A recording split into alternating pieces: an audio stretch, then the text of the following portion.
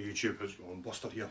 This is 2 videos for me this week. I'm busy next weekend. I might not have a chance to do one, or even next week. Some things happen, so I just wanted to put a video up just now, just in case. Plus I was sitting kind of googling this and trying to get more information about this bass, and I got it all last night, so I just thought I'd do it today. So what I've got here is a Thunderbird Classic 4 Pro.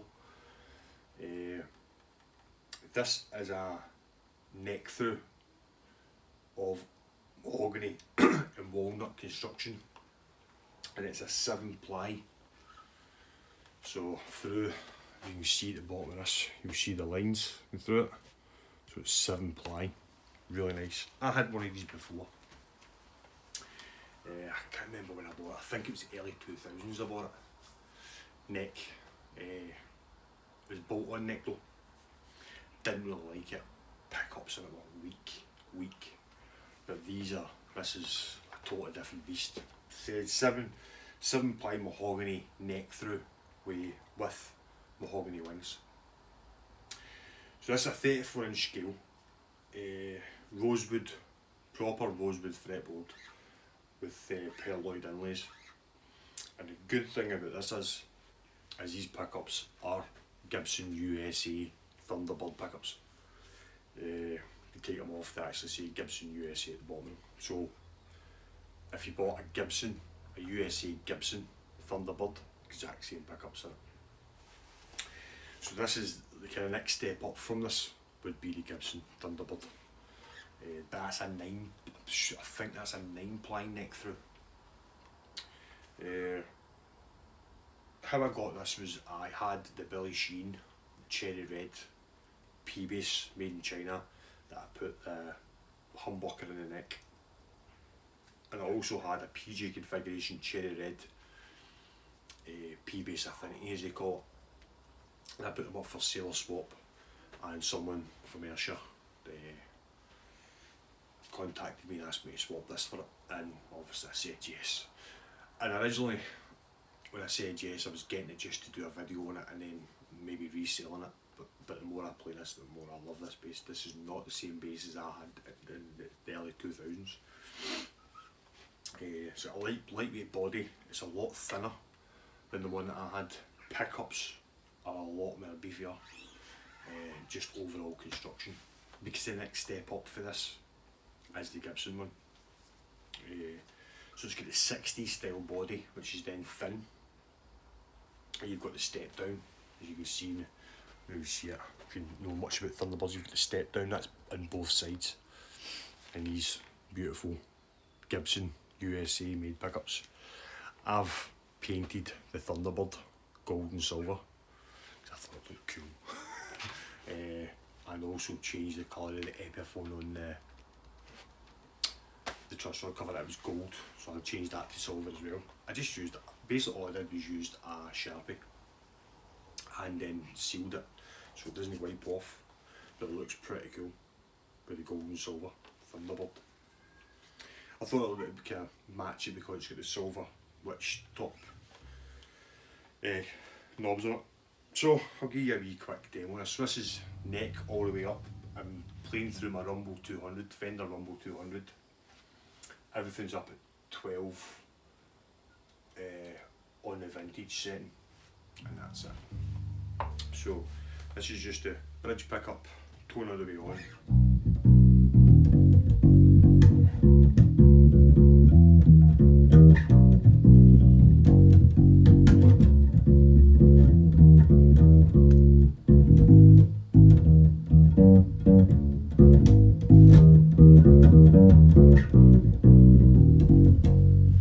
So this is a tone all the way off. Start on the neck.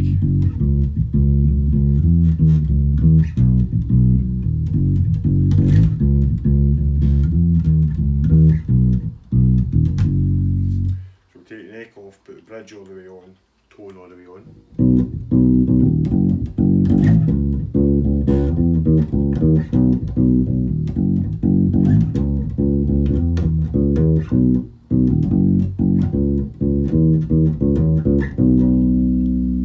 Tone all the way off. Stop on the bridge. bridge.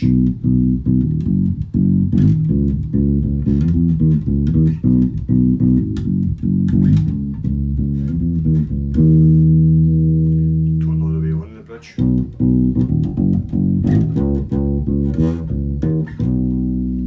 There's both pickups on, tone all the way on.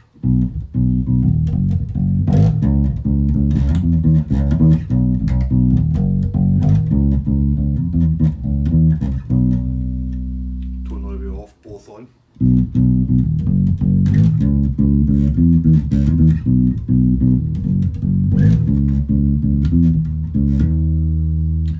So yeah, it's a really nice bass, love it. I didn't, as I said, when I got it, I was thought, well, do a video on it, play about it a while, then put it up for sale. I think I'm going to keep this. I actually really like this. This has changed my mind on Epiphone basses. I was never a big fan of Epiphone or Gibson basses. This has changed my mind. I like this. This is really nice. It's just I love the bass. I'm still not a fan of the EB3. I've still got that. It's actually sitting behind the camera. I thought having the two of them out, maybe playing between the two, it would change my mind. It's not changing my mind at all.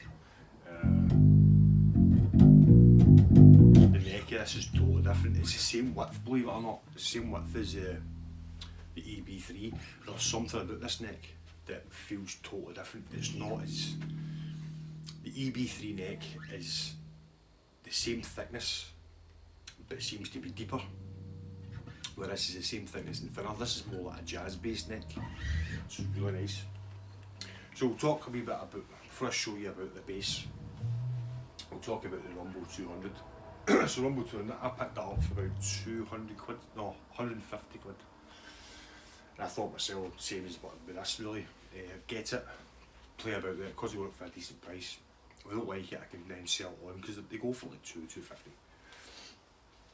As soon as I started playing this, I love this amp. This is a really nice amp. So it's got master coming from right to left, master volume, treble, mid, high, high mid, low mid, bass. Then you've got an overdrive section here. You see that overdrive section where you can, how much overdrive you want in the level. And you got a vintage, contour and bright then again. So I normally just keep it on the vintage, which is a nice sound. Kind of does everything, that sound. But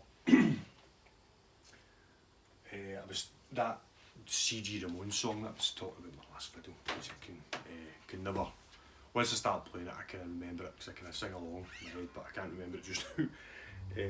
It uses a lot of drive, so all you do is press the button. You can get a foot switch for the drive.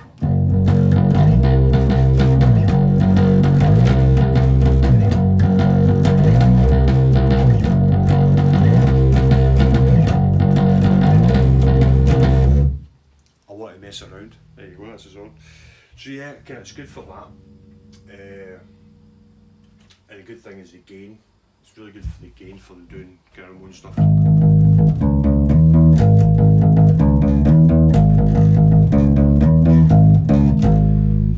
I've been messing about with this. I've not got a sound that I really like yet.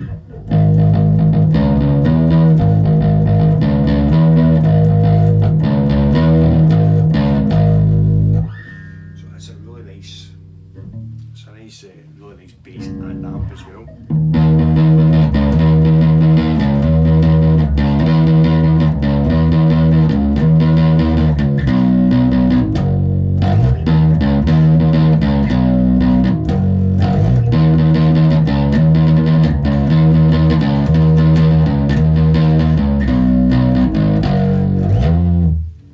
So yeah, you've got definitely a diverse amp I can play. I actually love this. The only reason why I'm not going to get rid of the TC electronics to replace it, or replace the TC electronics with the Fender, is because the TC electronics has still got the Duff McKagan feature on it, and it's a nice amp as well. It does totally different things. The only thing that this doesn't do, it doesn't have a passive and active two different tones. There's no way of changing it from passive to active. So that's another reason why I'll keep the TC Electronics for playing active basses and stuff. So I'll give you a good look through this, over this. So as I said, this is the Thunderbird Classic 4 Pro. They do a Professional Pro, I think it's called. There's another one that goes with this. It's an active circuit. There's a Classic 60 as well, made exactly the same way, but the bridge is different. So this has got the 3-point bridge on it, which nobody really seems to like. I think it's fine. It's intonated well, string height's nice. I'm not going to change it, plus I'm not paying £180 for a hip shot replacement bridge. So it's got a witch, I think these are called witch top hats, witch hat knobs. The one that I had before had kind of black, just plain black ones, like kind of speed knob style, so they're this shape, but it's like kind of the same idea as the speed ones. Neck through, my last one, bolt on neck, this is neck through, as you can see that 7-ply mahogany and walnut. It's really nice. This bass is in mint condition. There's a slight kind of dent here on the headstock, but that's it. You can see my silver and gold logo that I did, which looks pretty cool. Just something different. I happened to buy silver and gold pens and stuff. I was sitting the other day going, I want to colour that in. So I ended up colouring that in, and I changed the colour of the Epiphone because this didn't look right, that being gold. There's no other gold on the bass. So I changed that to silver. But then I obviously put gold here. So, but it looks better. The only difference is between the bolt on and the neck through is if you buy one, that is with the bolt on you can take the scratch plate off, and it's just wood under here, but with the neck through it's not. So when they make these with the bolt on, is they can drill the hole straight through to connect both pockets for the pickups, then the pocket for the controls. Because this is a neck through, they can't. So there's actually a route here, like a T-shaped route, that where the cable for this goes in and then goes down. So then they have to drill, so they route this out like a T-shape, and then they put the drill in this way, down, straight down, and then drill in this way. It's weird. So you can't take the scratch plate off of this, whereas neck bolt-ons you can. But it looks cool, it's meant to have a scratch plate. So yeah, it's got the barrel jack there. These are typical, these will eventually give in. They're not very good.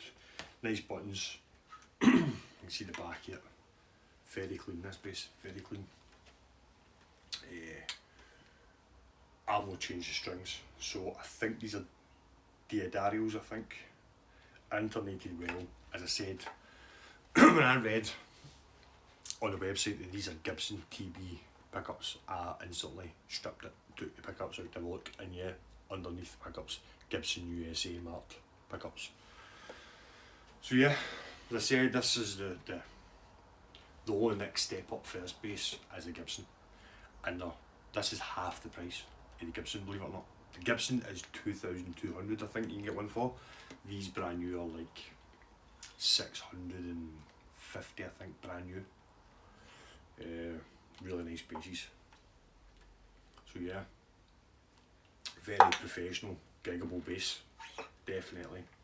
As I said, no nicks, things. I've got like a wee kind of mark here.